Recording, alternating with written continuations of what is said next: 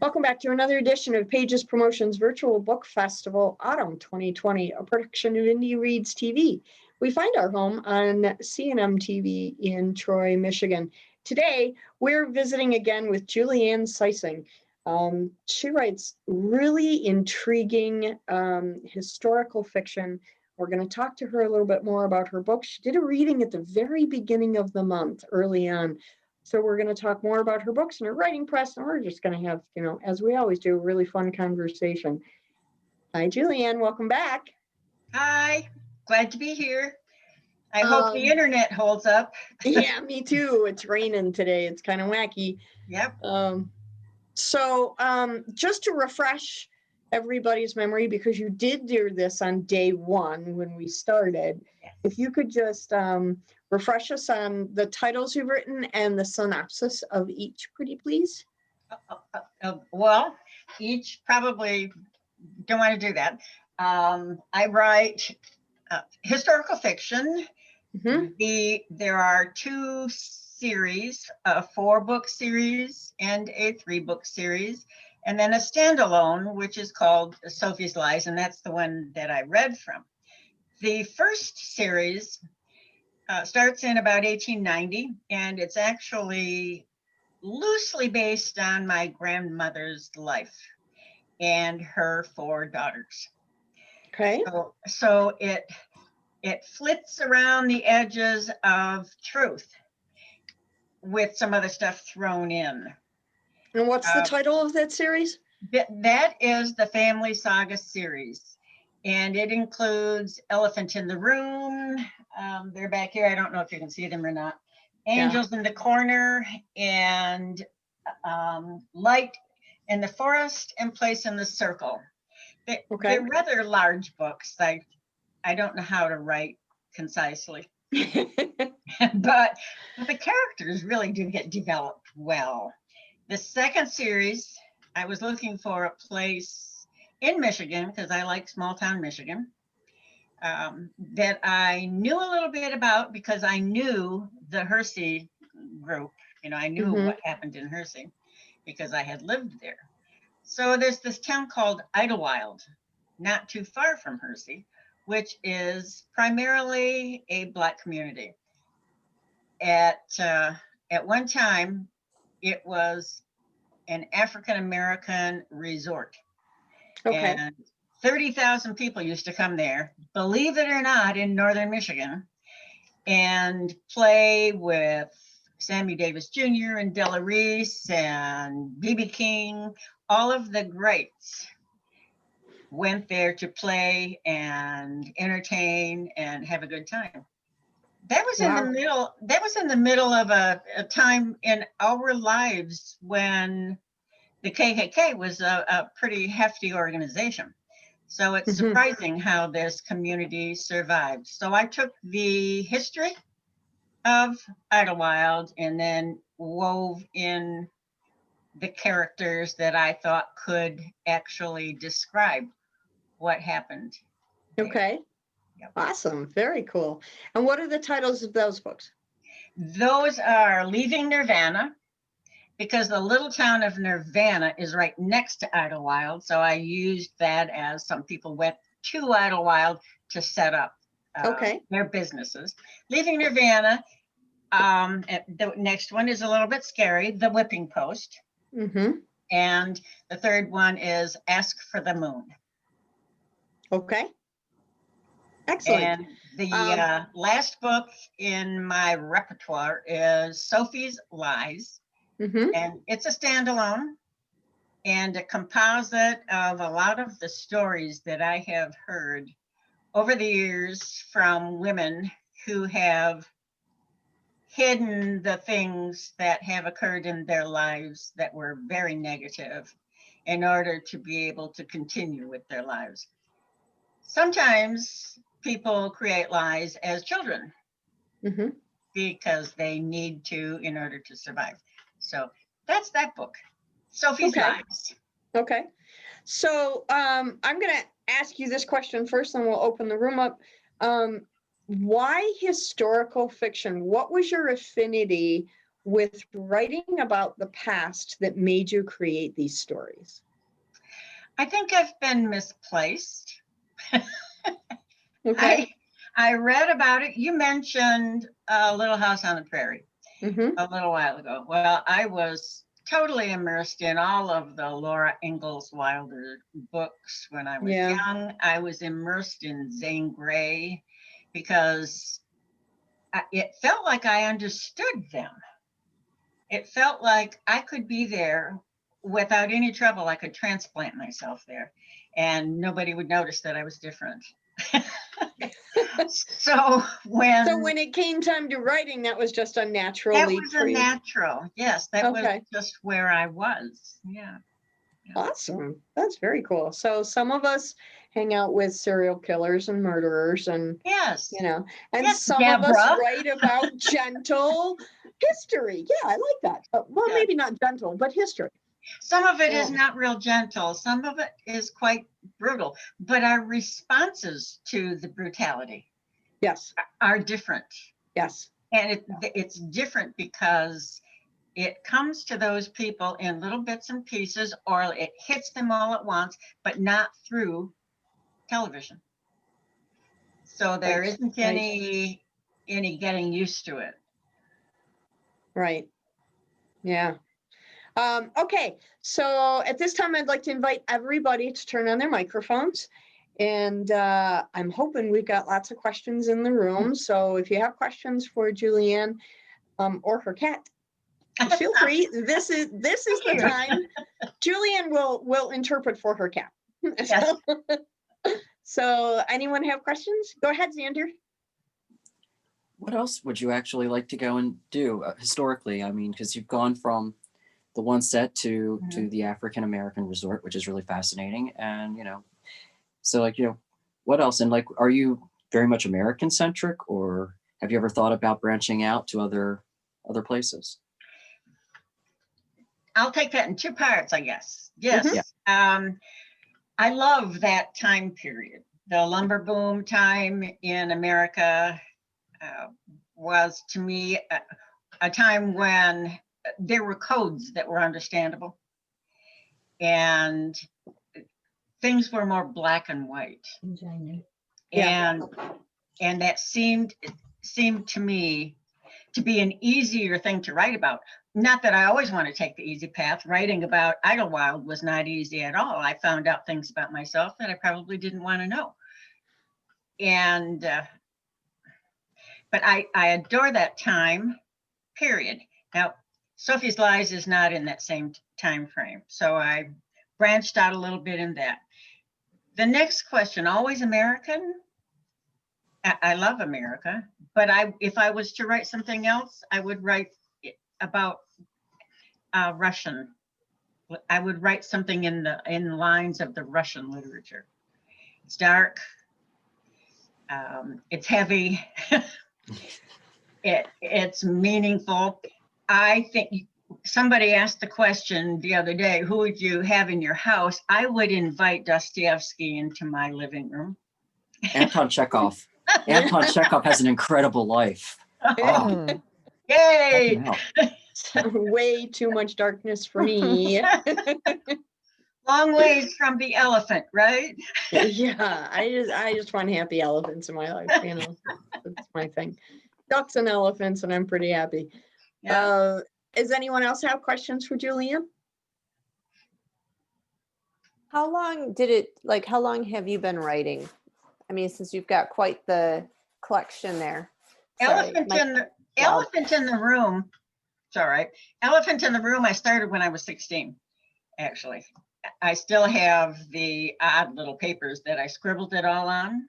Mm-hmm. And then it went away. I set it aside for a while. When I was around 30, I pulled it back out and wrote several more chapters. When I was about 40, I did the same thing. When I retired from the college, I said, okay, let's get serious, and finished the book. So it was a long time coming and had many evolutions, obviously. But I managed to do about one a year since retirement. but it's as much revision as it is writing. The writing takes me about 6 months, but I do a lot of research for these things. So that starts when I am editing the last book, I'm researching the next one. And so that keeps me kind of busy and it keeps me out of trouble.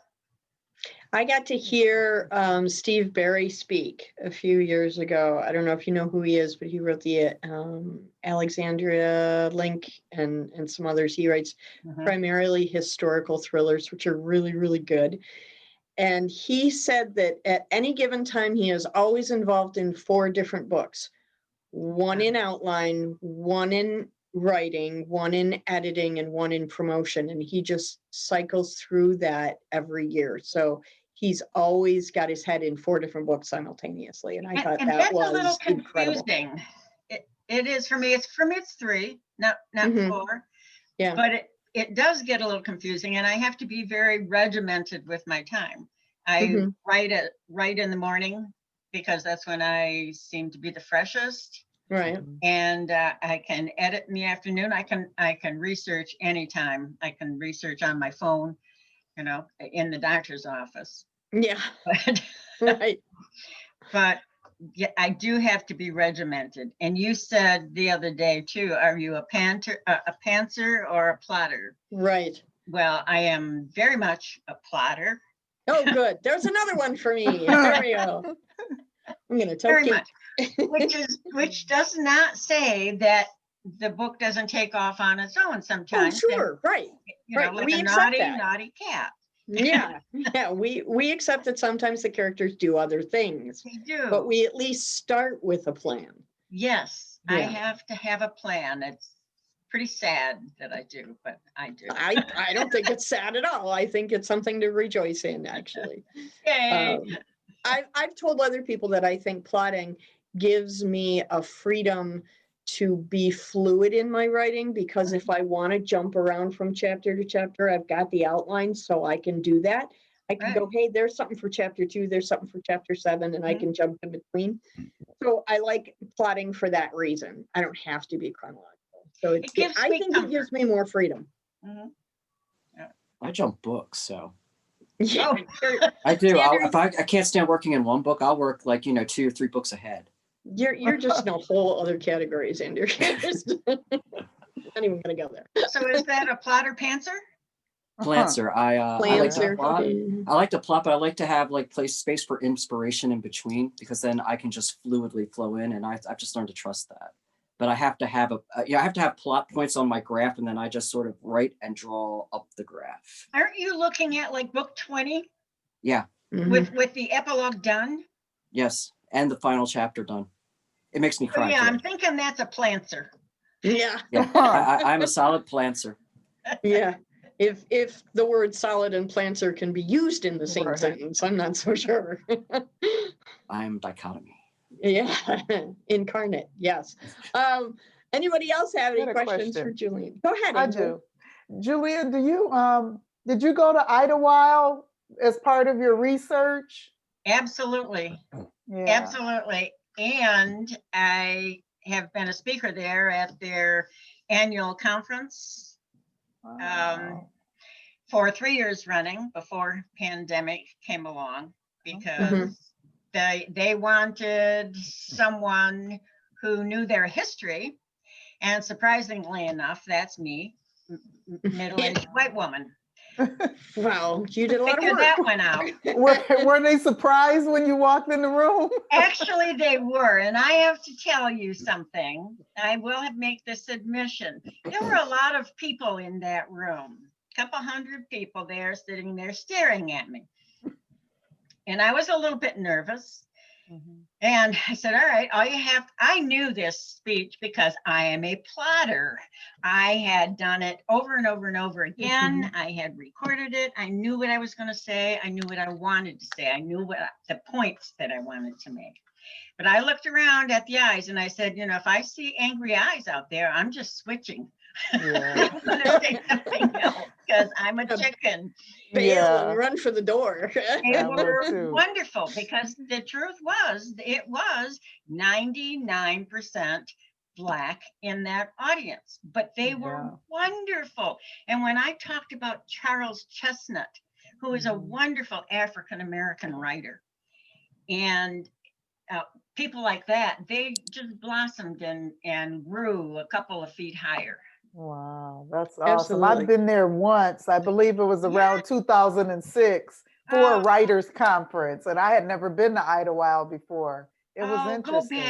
go back, Yeah. take a Yeah, I've tour. heard It's really, really fascinating. good things about it. Yeah. Julianne, what was the most surprising thing that you found when you were doing your research for the Idlewild books? What was the most, I don't want to say shocking because I don't want shock value. know. What was the most like surprising thing that you found that you said, oh wow, I didn't imagine that.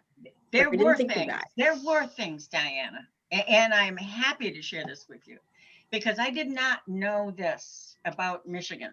You know, Mhm. I thought we wore white halos Yeah. in Michigan. What did I know? They didn't talk to us about stuff like that in school. Mm-hmm. And I don't think they do still. But I learned some things about Michigan that were shocking. And I thought it only happened in the South. And then I learned about the Black Legion, which sounds like it is a group of African American people, but it is not. It's a group of white people who set out to protect the leaders of the KKK.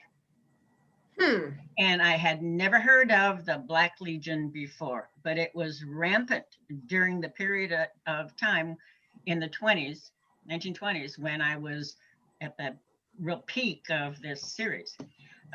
Black Legion were scary. And what we think about the KKK is scary, but nothing like the Black Legion. They were serious about what they were doing. And they were in Michigan. They were in Ohio and Wisconsin, and scary. That What surprises me the most about that is Upper Peninsula, Michigan. Yeah. That to me is worth like picking up your books to learn more about that, because I never got that education in school. They don't give it in school. Yeah. That's very surprising to me. Yeah. So what was the most pleasant thing that you learned in the course of your research? What was the happiest thing that you came up with? The happiest thing that I learned was that I could not find any accounting of fights, any strife, any Black and white issues going on in Idlewild. My 94-year-old mother, she's 94 now, used to go there with her older sisters and dance. And it was still primarily a Black community, resort community, but a lot of white people went there and enjoyed not being struck down by prohibition and dancing and all of that. Right. But they did not have battles that everybody else was having. And at the end of this series, it comes, what I learned through the writing of it was Idlewild was really the picture of what we're trying to get to. Mm-hmm. And they did it without any firm law, any police, they just got there through music and dance and play, fishing and hunting, and people just got along. That's very cool. It is cool. the Mecca. It was. What a nice thing to discover about Michigan. How nice. Yeah. Does anyone else have questions for Julianne? Mary, Luba, Dave? Is your time to be stars? No? Okay. Go ahead, Dave. Not a question. I just wanted to say I'm spending almost all of my time reading strictly middle grade fiction, because that's what I'm in the middle of writing, 6 different novels on. Oh, So I'm keeping my head there. But every now and then I do step out to see what's going on elsewhere. And I read the first 3 paragraphs online of Elephant in the Room, oh. and immediately fell in love with your writing. Thank you. How Oh, awesome is nice. that? And I'm Now in love with your keyboard. Yeah. Wow. Dave is a man of many talents. Wow. Any other questions or comments for JuliAnne? We've got some time left. No? Okay. JuliAnne, what's your next project? What's coming up next for you? I am finished with a book called Dragonfly, which is a pretty strange, I think that's the title.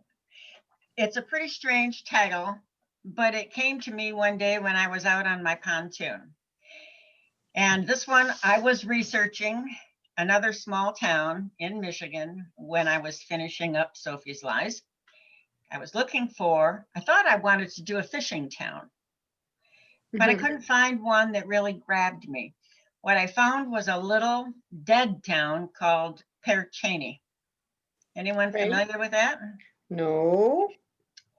It's between Grayling and Roscommon, Okay. north, and it was a lumber town, as I seem to gravitate to, but it was primarily a town made for the railway. They wanted a railroad to go drop off everything that was needed for these areas. So a man named George Cheney started a little town, grew in 3 years to 1,500 people. And then some pretty major things happened. One was diphtheria, which 2 bouts of it. Yeah, and I was researching this before coronavirus. So coronavirus just got in my way and stole all the limelight. Diphtheria in 2 different bouts pretty much wiped out the town, and they were blaming it on one of 2 things, as people do when they are angry and afraid and insecure. Stealing the land from the Potawatomi Indians, because we had the Potawatomi on one side and another branch on the other side of Michigan, which we did take from them in that area. Either that, it was an Indian curse, or it was the curse of an unwed mother.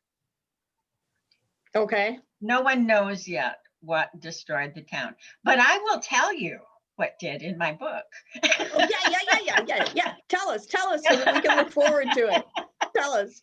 So that I am going to do a sequel to the Dragonfly book. And I know, why are you naming this Dragonfly? Well, it's curious. Out on my pontoon one day, I saw I'm sorry, I misspoke. It's damselfly, not dragonfly. I saw these insects flying around my pontoon boat, and they're gorgeous, little tiny things. It's much smaller than dragonflies, and they connect during mating. The male will put the little prongs around the female back of her neck, and they fly around that way. And then they sometimes come and land on my steering wheel on my boat, and she curls around underneath, and they form a heart. A perfect heart. Have you seen them? I have seen them at our cabin up north. I have seen them. They're beautiful. And that's how they mate, in a heart shape. And as I was sitting there watching these damselflies, I went, that's it. That's the name of the book. And then a story grows out of that. When do you expect that book to be released? As soon as coronavirus lets me. I have already done the revision. I'm in the editing stage. I'm in hard copy editing. You saw my cat on top of my hard copy editing the other day. Yeah. Excellent. That's great. So few soon. months. That's awesome. With any of your books, did you start out with one title and then change it to something else later? Yeah, I did. That's Yeah. pretty clever of you. I did. Just I, thought of I that. had a couple of different names for Elephant in the Room, and I'm so glad that I did not name it what I was thinking. Normally, I don't even come to a title until something in the book says to me what the title is. Mhm. Like this one, because I was 3/4 of the way through this book when the damselflies found me. Most of my books, they tell me what the title is Mhm. somewhere in them. So at what stage do you develop cover art? When you're completely done, or as you're writing, does an image come to you and then you develop the cover art as you go? That one. In the Okay. middle of it somewhere, I'm visualizing something like the whipping post. I knew what I wanted as soon as the title came to me. Mhm. The whipping post has a whipping post, Right. with a rope there. With the Leaving Nirvana, my brother showed me a picture that he had taken in his yard. And it's a picture of a tree in the moonlight with a bird feeder in there, but it's dark. So while it is a bird feeder and it looks like a bird feeder, if you look at it, it could be a noose. Got it. Okay. So it's just kind of a visual play on what I it could understand. be. I was not going to put a noose on a cover of a book Yeah, I wouldn't at either. all, but this is a bird feeder. So you can go where you want with it. Sure. We've got about 3 minutes left or so. Does anyone have any other questions for JuliAnne? Deborah? Just because of, we all know what I write, why would you Mm. not put a noose on the cover? Just out of You curiosity. might, Deborah. Well, because I was thinking, well, I would. Yeah, I know you Of course you would. I don't know. It's just too dark for me. Okay. It's too in the face Okay. Mhm. for So you me. like more subtle. Yeah, I like to get to some of these points gently. Like I think More slowly? yeah, like Dave Yeah. said, he read the first 3. That kind of sets the tone. Those first 3 chapters of how I want the readers to respond. Mhm. When that whipping post actually comes into play in that book, I want you shocked. Right. Okay. Yeah. Building up to it gradually. Yeah. Yeah. Deborah, your covers have got some striking images on them, but they're not in your face images either. So True. yeah. And you can probably thank my cover artist for that. Oh, Okay. I actually do have a noose on one of my covers, oh, Yeah. do you? but it's not a middle grade fiction though. Oh, Well, see, in like with my covers, I have just learned that he is I don't look at him and say, this is what I'm thinking of for my cover. mhm. I say, this is the synopsis. This is what happens. This is the title of the book. Throw some things at me. And he nails it every time. Oh, that's wonderful. Yeah. I have a wonderful artist working on the book that's just due to come out, the Damselfly book. And she's so excited because we talked at length about what's going on in the book and why I want the damselfly out there. And she is such a great artist that I'm really excited to see what she comes up with. Very, very cool. I'm excited about the new book. It just sounds like fun. Anyone else have any last questions? We got just about a minute left for one more. No? Okay. JuliAnne, thank you so much for coming and spending your afternoon with us. I really appreciate it. I'm so excited that I got to meet you because I love meeting new authors and getting to know new work, and it's just I'm really grateful that you joined our festival. So thank you very much. Thank you. It was my pleasure, and it was great to meet everybody and get to know all of you. I feel like you're all my long lost friends. Yeah, you're all stuck with us now. So there you go. So again, this is JuliAnne Sisung. You should look for her books. I will put a link on our Facebook page so that you can find her work. And then we'll be posting this episode tomorrow on our YouTube channel, as we try to do with all of them. So again, this has been another edition of Pages Promotions Virtual Book Festival Autumn 2020, a production of Indie Reads TV. We find our home on CNM TV in Troy, Michigan. Thanks again, everybody, for coming by. I appreciate it. We've got another one at 7. Come on back. All right. Bye-bye. Bye-bye. Thanks for coming. Bye-bye.